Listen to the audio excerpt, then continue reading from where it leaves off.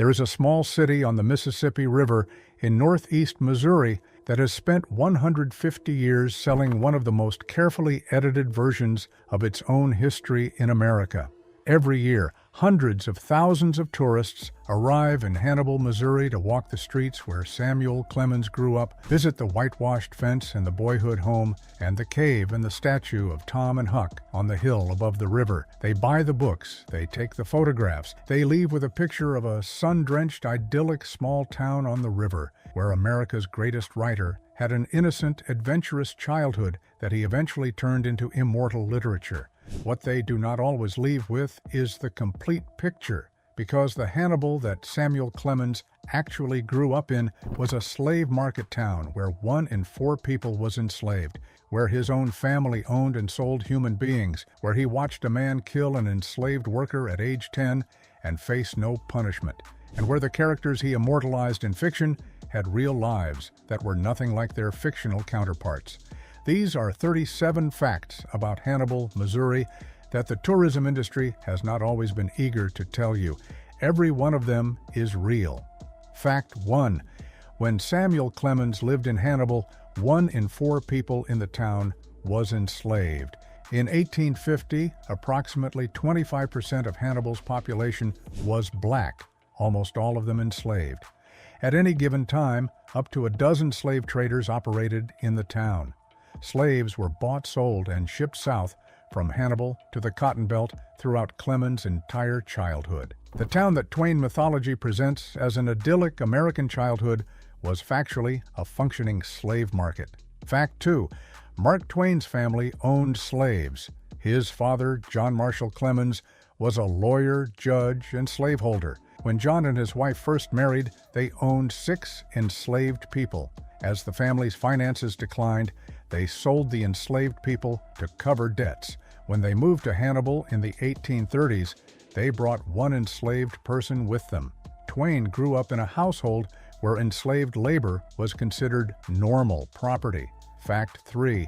At age 10, Samuel Clemens witnessed a man kill an enslaved worker. The man faced no legal consequence because Missouri law at the time held that killing an enslaved person was not a crime. They were property, not people. Twain wrote about it later. He saw his father beat enslaved workers, saw a minister tell the congregation that slavery was God's will, saw the violence of the system as a child, and accepted it as natural. The transformation that turned him into one of slavery's most articulate critics came later, after he left. Subscribe right now. Hit the button and the bell. Fact 4. The character of Jim in Huckleberry Finn was based on a real enslaved man named Daniel Quarles. Daniel was enslaved on Twain's uncle John Quarles' farm in Florida, Missouri, where the Clemens family spent summers. The real man who inspired one of American literature's most important characters, the first black character in American fiction to be portrayed as a fully human being, was eventually emancipated and died in Hannibal. His story is told at Jim's Journey, a museum in Hannibal dedicated to the African American history that the main tourist sites historically left out. Fact 5. The real Huck Finn was not a free-spirited boy having river adventures. He was a child named Tom Blankenship, the son of the town drunk, who was considered so poor and so far outside decent society that he had no obligations, no school, no supervision. Twain described him as the happiest person in Hannibal for exactly this reason. The adult Tom Blankenship moved west, became a justice of the peace in Montana, and died in relative obscurity. He never knew that his childhood self had become one of the most famous fictional characters in American literature. Fact 6. Huckleberry Finn was the first book officially banned in the United States immediately after publication.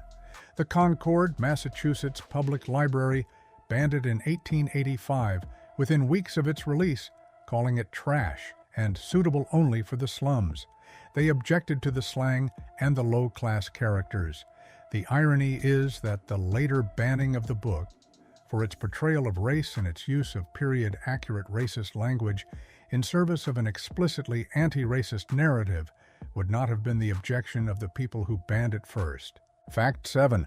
Mark Twain served as a Confederate soldier for approximately 2 weeks. When the Civil War began, Clemens joined a ragtag Missouri militia unit called the Marion Rangers. He made several tactical errors. The unit nearly stumbled into a confrontation with Union forces, and he resigned. He left Missouri almost immediately for Nevada, where his brother Orion had been appointed secretary to the territorial governor by Lincoln. He spent the rest of the war in the West. He wrote about his brief Confederate service in an essay called The Private History of a Campaign That Failed, which is one of the more honest pieces of Civil War memoir in American literature. Fact 8. Mark Twain was not born in Hannibal. He was born in Florida, Missouri, a village 35 miles to the west, on November 30th, 1835. His family moved to Hannibal when he was 4 years old. Florida, Missouri, currently has a population of approximately 8 people. Much of the original village now sits beneath the waters of Mark Twain Lake, the reservoir created in the 1980s that flooded the area. The site of Twain's actual birthplace is partially underwater. Hit the like button. It tells the algorithm this story matters. Fact 9. Mark Twain's real name was Samuel Langhorne Clemens. The pen name Mark Twain was a riverboat term. When a leadsman measured the water depth and called out Mark Twain, it meant the water was exactly 2 fathoms, 12 feet, which was the minimum safe depth for a riverboat to navigate. It was the signal that the river was navigable. Twain adopted it as a name that meant something specific about his time on the Mississippi. Fact 10. The Mark Twain Cave in Hannibal, the cave featured as McDougal's Cave in Tom Sawyer, contained a preserved human body for a period in the 1800s. A physician named Dr. Joseph Nash McDowell stored his dead daughter's body in a copper cylinder filled with alcohol inside the cave as a preservation experiment. Her body remained in the cave for an uncertain period before eventually being removed. The cave was already open for tourism during much of this time. Fact 11. Mark Twain went completely bankrupt at age 58. He had invested his entire fortune and a significant portion of his wife's inheritance in a mechanical typesetting machine called the Page Compositor, which he believed would revolutionize printing. The machine was brilliantly engineered, but too complicated to operate reliably. It failed commercially. The investment destroyed him financially. At the age of 58, with a wife and 3 daughters and a public reputation to maintain, Twain was insolvent. Fact 12. Twain repaid every single debt. After the bankruptcy, he went on a global lecture tour, 122 performances in 71 cities over the course of a year, specifically to earn enough money to pay back every creditor in full. Most people in similar positions paid creditors a fraction of what was owed and moved on. Twain insisted on paying the full amount. By 1898, at age 63, he had paid every debt. Fact 13. Twain predicted the exact date of his own death. He was born on November 30th, 1835, when Halley's Comet was at its closest approach to Earth. He wrote, "I came in with Halley's Comet in 1835. It is coming again next year, and I expect to go out with it." He died on April 21st, 1910. Halley's Comet made its closest approach to Earth on April 20th, 1910, one day before his death. Fact 14. Halley's Comet only appears approximately every 75 years. The probability that Twain would be born during one appearance and die during the next was not calculated in advance. It was simply what happened. Fact 15. Twain was close friends with Nikola Tesla and visited him regularly in his New York laboratory. He was an early adopter of the typewriter, the telephone, and other new technologies. He held patents on 3 inventions of his own. He invested heavily in emerging technology throughout his career.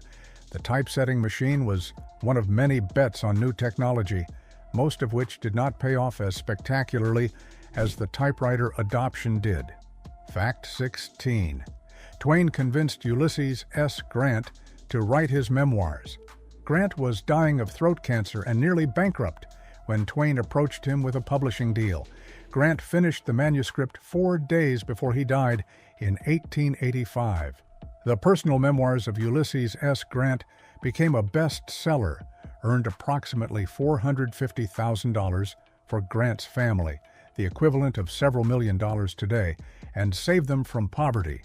The book is still considered one of the finest military memoirs ever written. Fact 17. Twain appeared on stage at Carnegie Hall with Booker T. Washington at a fundraiser for the Tuskegee Institute. He appeared publicly with Frederick Douglass. He wrote extensively against racism, imperialism, and political corruption. The transformation from the boy who grew up in a slave market town to one of the most prominent American voices against racial and imperial injustice is one of the most dramatic intellectual evolutions in American literary history. Fact 18. Twain's favorite daughter, Susie, died of meningitis in 1896 at age 24, while Twain was on his global lecture tour. He was at sea when he received the news. He wrote that he believed her death was punishment for some unforgivable thing he had done. He never fully recovered from it. His wife Livy died in 1904. His daughter Jean died of an epileptic seizure on Christmas Eve 1909, just months before his own death. The final decade of Mark Twain's life was defined by grief, bankruptcy, and the loss of almost everyone he loved. Fact 19. The Hannibal that the tourists visit today was deliberately constructed. Within years of Twain's success with Tom Sawyer and Huckleberry Finn, the town began systematically building its identity around his childhood. Buildings were labeled with fictional characters' names. The cave became the Mark Twain Cave. Statues went up. The tourism economy organized around a version of Twain's childhood that emphasized the sunshine and the river adventures and the fence and the cave, and minimized the slave market, the poverty, the violence, and the version of the childhood that Twain himself described in his most honest writing. Fact 20. Twain's actual view of Hannibal was complicated. He wrote in his private notebooks that the town was a poor little shabby village. He returned only a handful of times after leaving at 18. The idyllic Hannibal of Tom Sawyer and the actual Hannibal of Samuel Clemens' childhood were always two different places, and Twain knew it. The town has spent 150 years celebrating the fictional version, while the real one sits in the historical record waiting for someone to read it. Fact 21. The Becky Thatcher in Tom Sawyer was based on a real girl named Laura Hawkins, who lived across the street from the Clemens family. Twain had a childhood crush on her. Laura Hawkins lived a full adult life in Hannibal, married a doctor, and died in 1928 at age 91. She outlived the fictional version of herself by decades and watched as tourists came to stand outside her childhood home. Fact 22. Hannibal had a free black community as well as an enslaved one. Free black residents operated businesses, attended churches, and built institutions in the same town where the slave market operated. Their story is almost entirely absent from the main Twain tourism infrastructure and has been reconstructed primarily through the work of researchers at Jim's Journey and in academic history programs. The complete picture of Hannibal's black community, both free and enslaved, is still being written. Fact 23. The cave in Hannibal was known as McDowell's Cave during Twain's childhood, named for the physician who used it as a laboratory and storage facility. When tourism operators realized the connection to Twain's writing, it was renamed the Mark Twain Cave. The renaming happened after Twain became famous, not during his childhood. The cave as Twain experienced it and the cave as tourists visit it today are the same physical space, marketed under a name that was applied after the fact. Fact 24. Twain left Hannibal at age 18 and never lived there again. He spent his formative adult years as a printer, a riverboat pilot, a miner, a journalist, and a lecturer across the United States and eventually the world. Subscribe if you haven't, hit the bell, and drop a comment. Did you know about the slave market, the preserved body in the cave, the 2-week Confederate service? because Hannibal has been telling a partial story for 150 years, and the full version is more interesting in every direction. Thank you for watching. The truth doesn't shout, it waits for you to look closer.